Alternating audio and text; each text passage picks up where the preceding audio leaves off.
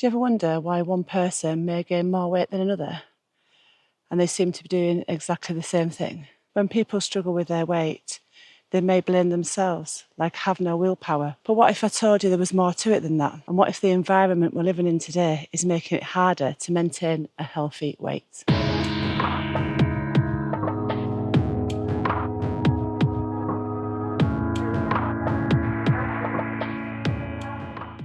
The best way to maintain a healthy weight is through energy balance.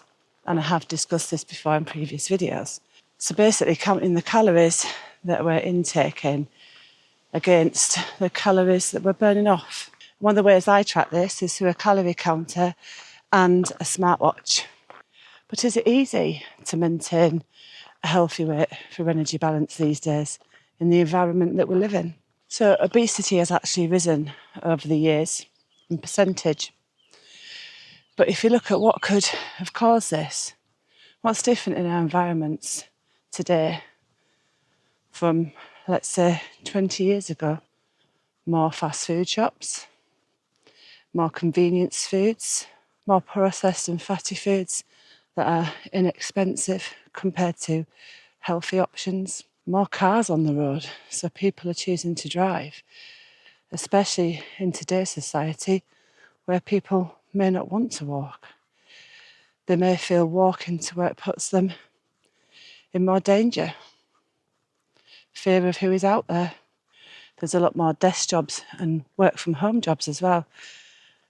So if we're not getting out to do that activity and we're sitting at a desk all day, that can be one environmental factor.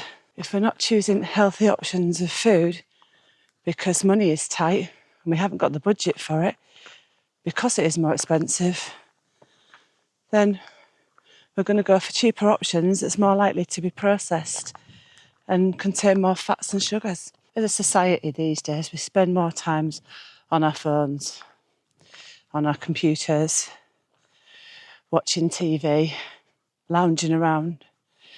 And if you've got a desk job and then you're going home and you're just on your sofa watching TV, before you know it, the day's gone and no physical activity has actually been done. We never used to have as much IT 20 years ago. We didn't used to scroll like we do now. It's even been made easy now to get a food takeaway delivered. So you don't even have to get up and move far to go and collect it. I know we used to have that years ago, but there's a lot more options these days of what you can actually have. You can have just about anything. My environment changed when I left the regular army. And initially, I wanted to be a personal trainer. But I had 2 children as a single parent, and the numbers didn't work out quite right for me. So I stuck to what I knew and ended up working in an office. When I was in the regular army, we used to do fitness 3-4 times a week. I used to also do my own as well around them times because I wanted to keep up with people, didn't want to fall back. So I made a massive effort to be fit and healthy. When I came out of the regular army, I didn't eat any differently at all. I tried to keep the fitness up, and I did to an extent, but not to the same level that I had been doing. So obviously then my energy balance is out and you end up gaining a few pounds here and there, and it soon builds up. All you have to do is change the scale. But if you just look at your environment and think, are things made too easy for me to access unhealthy foods? Am I working a desk job and not doing any activities? Maybe you can join a gym or something. Am I actually overeating because I'm watching TV late at night? Am I drinking too much alcohol? Just think about your environment right now. If you're one of these people that struggles to lose the weight and maintain your energy balance. And our genes can be partly responsible for things like appetite. We can feel more hungry than some other people can. You can have 2 people doing the same job, doing the same exercise, But then one person may have the genes that make them more hungry. Some people's taste may be different to others. They may prefer sugary, fatty foods over savoury foods that are more healthy for them. People may not know when they're actually full because of the genetics. They may just carry on eating because there's no signal there that tells them that they've had enough to eat. You may have heard of food noise. This can be because someone may be more sensitive to the smell, the taste and the sight of food than others. Alongside your brain not telling you that you're full, I guess this can be pretty hard if you think about it like that. Genetically, some people may not be interested in physical activity as much as others. They may not have that drive to do it. Doesn't mean they're lazy, just means we're all different, doesn't it? Research suggests that 30% of our body fat differences are linked to our environment or cultural factors. Yeah, so going back to environment then, think about a supermarket. When you go through the supermarkets, how the food is placed, where the convenience foods are, the high fat foods, sugary foods.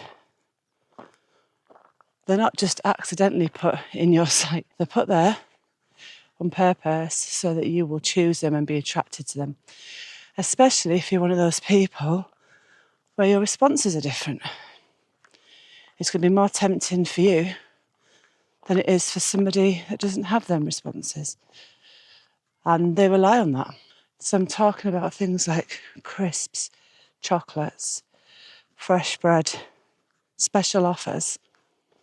They're all placed strategically. If you think about people years ago, we used to walk to school, walk to work quite easily.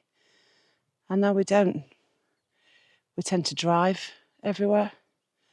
So finding the time to do things like this and go for a walk is an added extra, whereas we would have already been doing it anyway.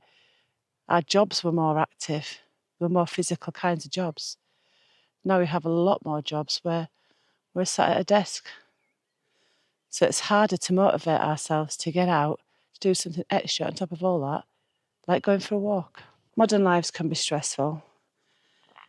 And if we're stressed, it can be hard to find the motivation to do physical activity. And it can be easy just to lounge around and put the telly on and watch some easy watching TV, just to switch our minds off. When really the physical activity could be the thing that helps deal with the stress a lot better than watching rubbish TV. A few years ago, I was coaching a lady and she wrote to me in desperate need of some help because she was gaining weight and really struggling and didn't understand why and why she couldn't shift it. She was calling herself fat. She hated the way she looked. She just needed a bit of help before she spiralled, and that's how it came across to me. I coached her for a few weeks and we got to a point through the coaching, through our coaching relationship, that she came to this decision she was in the wrong environment. She used to swim. She used to keep herself fit and healthy. She used to choose better choices because she was around her family. She'd moved away with her husband to an area where there was no swimming pool available, no other fitness classes without paying out a load of money, and there were things she wasn't interested in. Her husband was away a lot and she was left in the house on her own. Her job was more stressful, so she was comfort eating. And because there was no one at home, she was watching the TV more and finding herself eating in front of the TV. In herself, she was lonely. I mean, she had her work colleagues, which was great, but they all had their own lives to go to after work, and she was just getting up, working, going home, watching TV and comfort eating, basically. And when she realised that it was the environment and that she wanted to move, she spoke to her husband and they put the house up for sale, and she went and lived back near her family, and that massively helped her. But it took a lot for her to realise that was the issue. speaking with a coach and really talking about yourself and being aware of what your own needs are. So sometimes just changing that environment can help us maintain a healthy weight. I'm not saying if you're finding yourself gaining weight, move house. That's a massive decision. What I am saying is there's things you can do to help yourself if this is you. One of the things I do to help myself is I plan to do something, some fitness, or to have a meal a certain way, or whatever it is. But when it comes to it, especially with the fitness, sometimes I think, I can't be bothered now, I have to get out the door. Once I'm out the door, I'm fine. It's just that little bit between thinking about it before you've gone and actually getting out the door. But one of the things that helps me is knowing how I will feel after I've completed it, after I've been for a walk, after I've been for a run, after I've been to the gym, or when I've made a better choice for a meal, or I've not had that bar of chocolate. How am I going to feel about myself afterwards compared to if I hadn't done the physical activity? I would feel bad. If I'd have eaten the chocolate, I would have felt bad. Because once you make the decision to actually make some changes, if you go off track, you can end up making yourself feel bad, and then you can end up not doing it at all. So let me know in the comments if this is you, if there's things in your environment that you know are tempting you or are stopping you from being able to do the things you know you should be doing. If you have changed environmental factors and it has helped you to maintain a healthy weight. And it all starts with a decision to make changes in your life. So just one small change at a time in your environment could absolutely change how you feel in your life. If you're not sure if it's anything in your environment, just write all the areas of your environment down. Your job, what you do in the evening when you come here in, what physical activity you do. Write it all down and see if it aligns with where you want to be in your life. If there are some areas that are not aligning, then they're the areas you can make the small changes to. Just one small change at a time will build a habit, and it's all about building habits one step at a time. I have got a community, the link is in the description, so head on over there if you want more coaching content from me. If you want to see more on here and you've enjoyed the video, like and subscribe, press the notification button for more content like this. Thank you very much. Goodbye.